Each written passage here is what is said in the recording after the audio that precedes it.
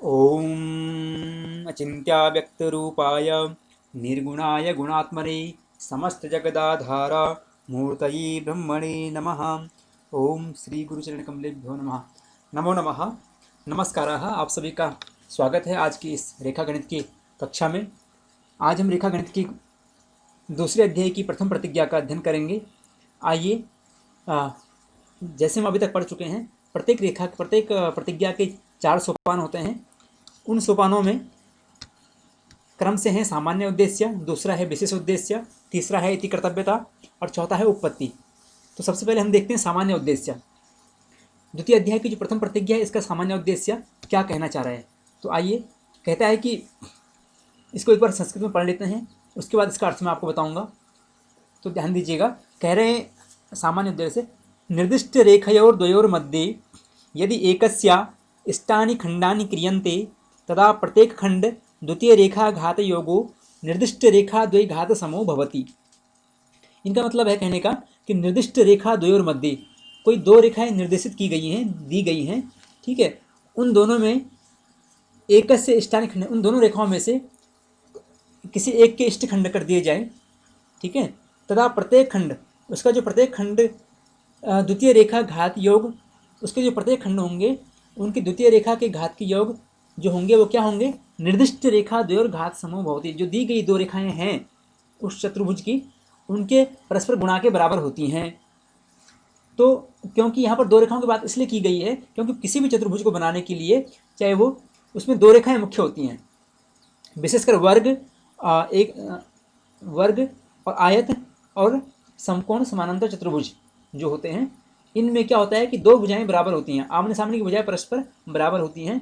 इसलिए चार भुजाओं को न मान करके भुजाएं रेखाएं दो ही मानी गई हैं। उन्हीं दो रेखाओं से चार भुजाओं की उत्पत्ति होती है और चार भुजाओं से चतुर्भुज बनता है। इसलिए यहाँ निर्दिष्ट दो रेखा द्वयोर मध्य कहा गया है, क्योंकि हमें जो सारी कैलकुलेशन होगी या जो हमारी गणना होगी वो दो रेखाओं पर ही आधारित होगी, क्योंकि दूसरी रेखा जो होती है वो इसी के तुल्य होती है। तो यदि मान हम यदि ले तो हमें दो रेखाओं का ही मान लेना है, उन्हीं रेखाओं को मान के द्वारा हमें इसकी सिद्धि करनी होती है। क्योंकि इससे पूर्व जो आपने परिभाषा पढ़ी थी उसमें आपने देखा होगा कि समकोण समानांतर चतुर्भुज कैसे उत्पन्न होता है। वहाँ आपने देखा था समकोण समानांतर चतुर्भुज की उत्पत्ति कैसे होती है, याद होगा आपको। यदि नहीं है तो आपको उसको देखिएगा पुनः, तो आपको स्पष्ट हो जाएगा समकोण समानांतर चतुर्भुज कैसे होता है, क्यों यहाँ दो ही रेखाओं की बात की गई है। तो आइए देखते हैं आगे। अब इसका विशेष उद्देश्य में देखते हैं ये कैसे हुआ, इसको और स्पष्ट कर देते हैं। यदि आपको सामान्य उद्देश्य में स्पष्ट ना हुआ हो तो विशेष उद्देश्य में स्पष्ट हो जाएगा। तो कहते हैं इसमें जो दो रेखाएं वो कौन कौन सी हैं। एक रेखा है आ रेखा, एक रेखा है ई उ रेखा। रेखा द्वयोर मध्य ई उ रेखा कागा बिंदु छिन्ना। तो जैसे ऊपर कहा गया था सामान्य उद्देश्य में कि यदि एकस्य इष्टानि खंडानि क्रियन्ते, किसी दोनों में से किसी एक रेखा के अलग अलग टुकड़े कर देते हैं, खंड कर देते हैं या उसके भाग कर देते हैं, तो वो कैसे हो जाएंगे, वो हो जाएंगे जैसे आ रेखा एक है, दूसरी ई उ रेखा है। तो रेखा द्वयोर मध्य, इसमें हमने क्या किया, जो ई उ रेखा है हमारी, इस रेखा के हमने का गा बिंदु, का और गा बिंदु डालकर, ठीक है। बिंदु कैसे डाले डाले जाते हैं और उन पर रेखाएं कैसे की जाती हैं, ये भी आपने पहले अध्याय की जो प्रथम द्वितीय तृतीय जो सूर्य की प्रतिज्ञाएं थी उनमें पढ़ा था आपने, ठीक है। फिर कहते हैं का गा बिंदु डाल करके छिन्ना, उनको छिन्न करके तथा उससे भाग कर दें, खंडित कर दें, उनको टुकड़े टुकड़े कर दें, ठीक है।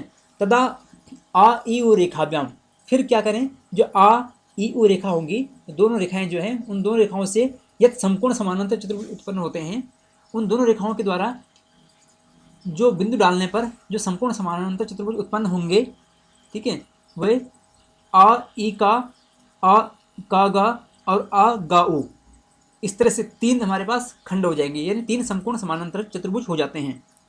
तो आ रेखा एक है, दूसरी ई का रेखा है, इन दोनों रेखाओं से हमारा एक संपूर्ण समानांतर चतुर्भुज बना।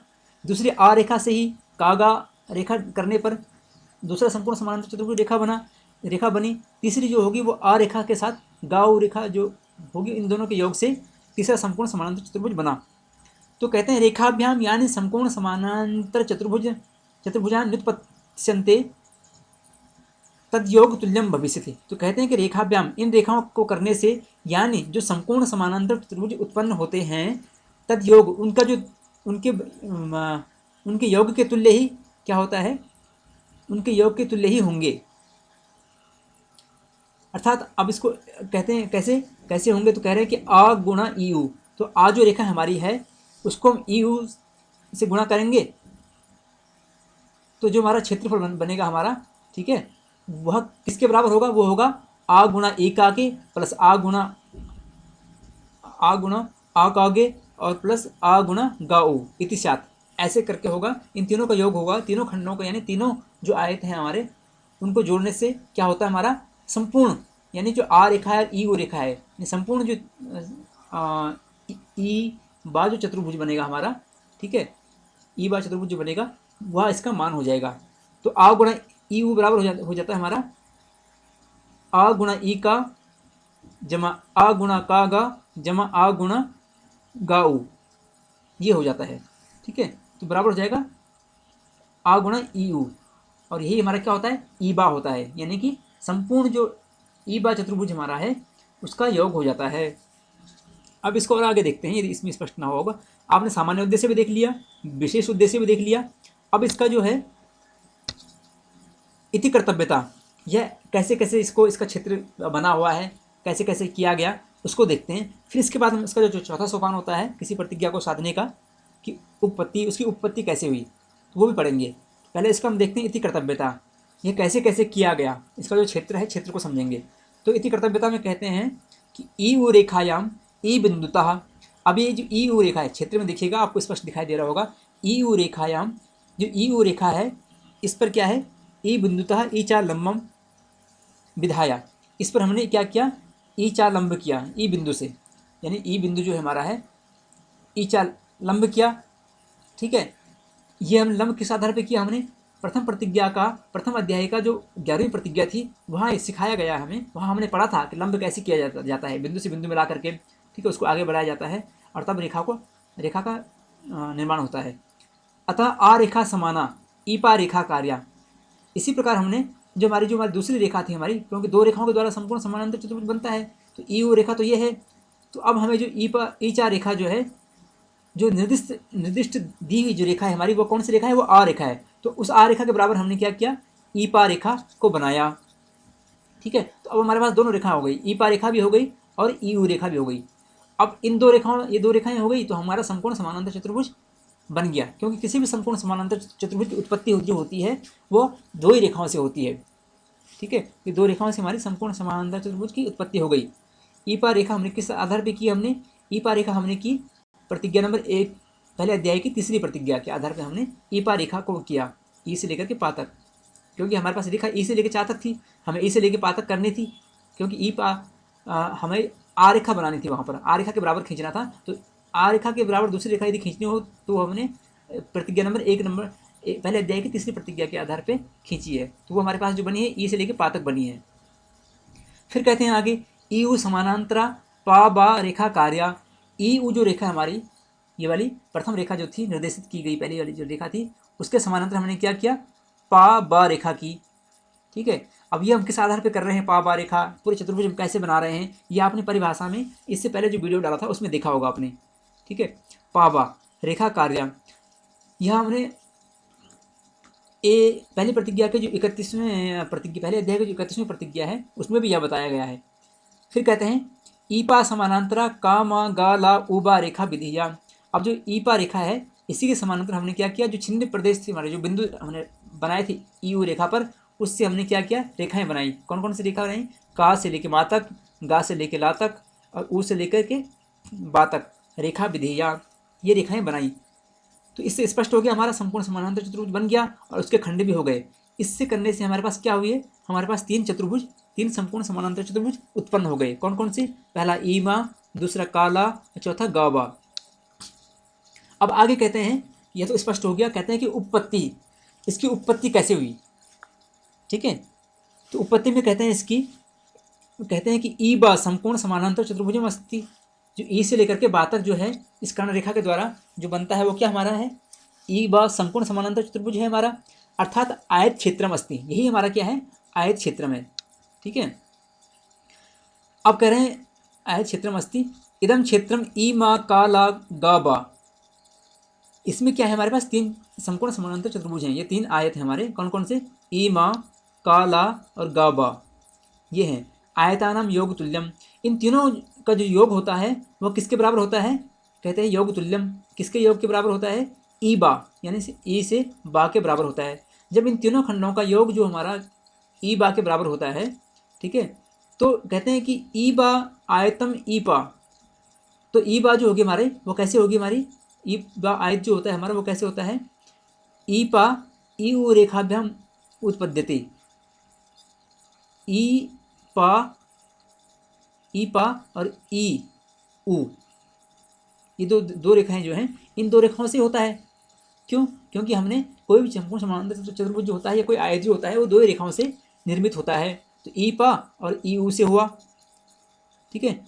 यत्र ई पा रेखा आतुल्या, इसमें क्या है? जो ई पा जो रेखा की हमने वो हमने किसके बराबर की थी? वो हमने आ रेखा के बराबर की थी, ठीक है। आतुल्या और आयत क्षेत्र परिभाषा, क्योंकि इसीलिए यह किस लिए किया हमने ये? क्योंकि हमने आयत क्षेत्र की जो परिभाषा के आधार पर की हमने। तो आयत क्षेत्र की परिभाषा क्या थी? हमने क्या पढ़ी इससे पहले? जो समकोण समांतर चतुर्भुज पढ़ा था उसमें इसकी परिभाषा आई थी। ई बा बराबर है आ गुणा ई ओ के। तो ई और बा का जो मान निकल जाएगा वो कैसे निकल जाएगा हमारा? ई आ गुणा, यानी यहाँ से लिखे आ पा, ये आ के बराबर है ई पा, तो हमने इसको ई आ मान लिया। आ गुणा ई उ, यानी इस रेखा का और इस रेखा का गुणा कर देंगे तो हमारा इस रेखा का और यहाँ से लेके यहाँ तक का मान निकल जाएगा, ठीक है। कहते हैं ई मा आयतम, ई मा आयतम, यहाँ पर ई मा क्या है? ई से लेकर के मा तक जो है आयतम है, आयत है। और ई से लेके ई पा, ई पा जो कि हमारी एक रेखा है और ई का हमारी दूसरी रेखा है। किस रेखा, किस संपूर्ण समांतर त्रिभुज की? ई मा की, अथवा इसको आयत मान लीजिए इसकी, ठीक है। ई का रेखाभ्याम जायते तथात्र, यह किससे किससे बनता है? ई का रेखाभ्याम, ई का रेखा ई पा रेखा से बनता है, ठीक है। तथात्र इसी प्रकार ई पा बराबर हो जाएगा आ के, ई पा जो हो जाएगा हमारा ई पा बराबर हो जाएगा आ के, ये आ के बराबर था। अतः ई मा बराबर ई का गुणा आ। ई मा यानी ये जो आयत है, ठीक है, ई मा ये किसके बराबर हो जाएगा?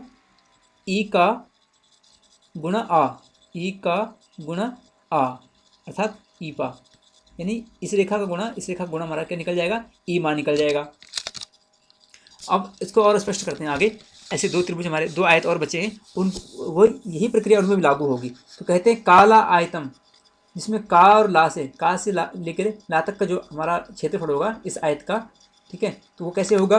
काला आयतम का मा कागा रेखाभ्याम जायते। ये किससे बना हुआ है? यह बना हुआ है का मा और कागा रेखा से बना हुआ है। यह दो रेखाओं से बना हुआ है काला चतुर्भुज, ठीक है, ये काला आयत। तो इसका जो फल निकलेगा वो कैसे निकलेगा? कह रहे हैं कि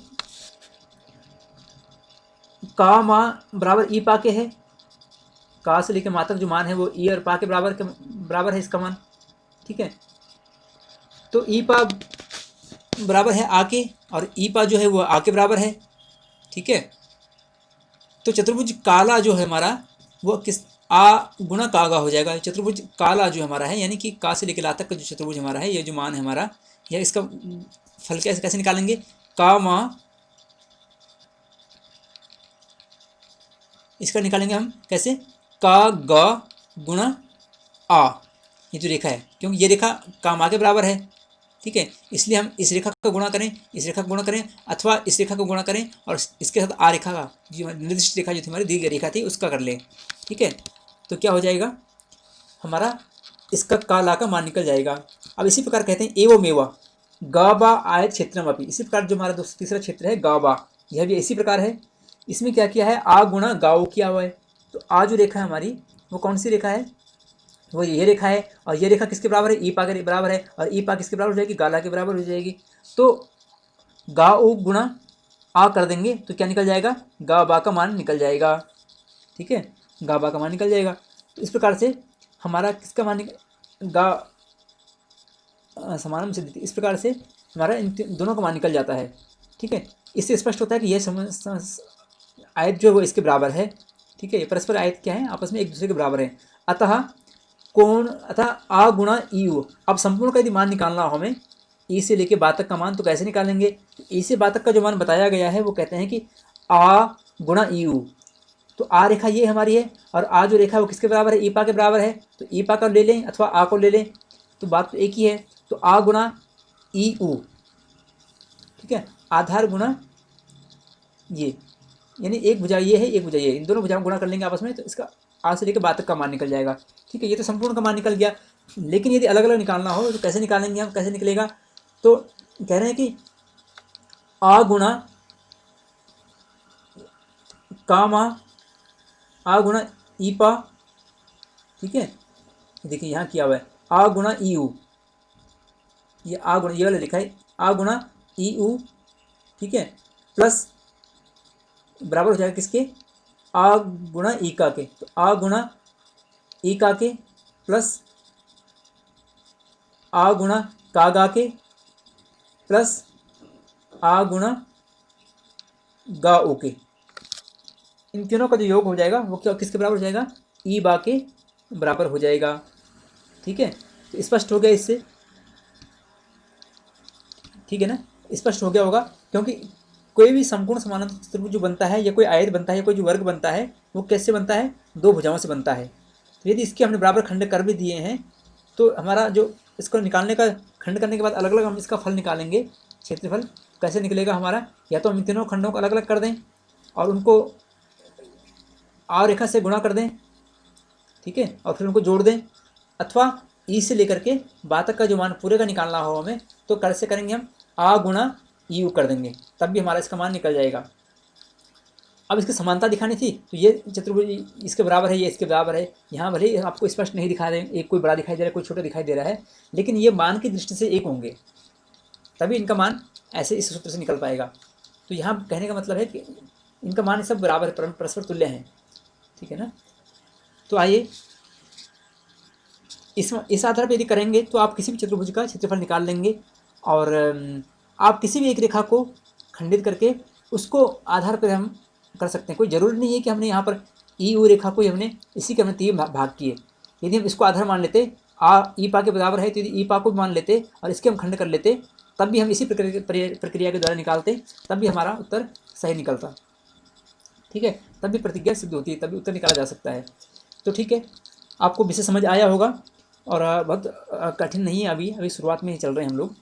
दूसरे अध्याय की पहली प्रतिज्ञा थी ये, अब इसके बाद हम देखेंगे दूसरे अध्याय की द्वितीय प्रतिज्ञा। इसी क्रम से आप इसको पूरा समझ पाएंगे। आशा करता हूँ ये वीडियो आपको, इस वीडियो के माध्यम से आपको इस विषय को समझने में कुछ सहायता मिली होगी। पुनः मिलेंगे, तब तक के लिए नमस्कार, नमो नमः, धन्यवाद।